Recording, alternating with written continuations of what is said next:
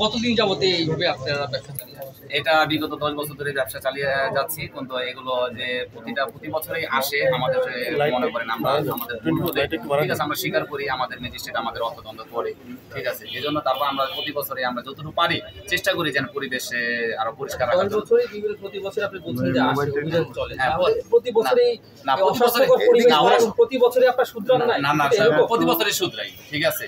এত শুধরানোর চেষ্টা করি, কিন্তু প্রতি বছর আসে তো, কিন্তু গত বছর আসছে আমাদের কিছু ফিরে আনতে পারছে। এটা তো স্বয়ংক্রিয় মেশিনে হয় না, এগুলো তো মানুষের হাতের স্পর্শের মাধ্যমে হয়, এগুলো তো স্বয়ংক্রিয় মেশিনে হয় না। বললেন যে প্রতি বছর আছে, তাহলে তারপরে সামান্য জরিমানা করার কারণে কি আপনার এটা?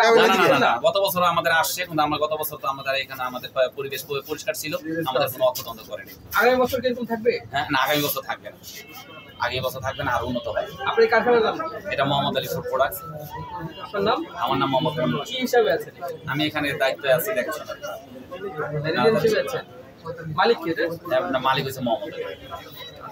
আরো কারখানা আছে? না, এখানে আর এই শুধু এটাই।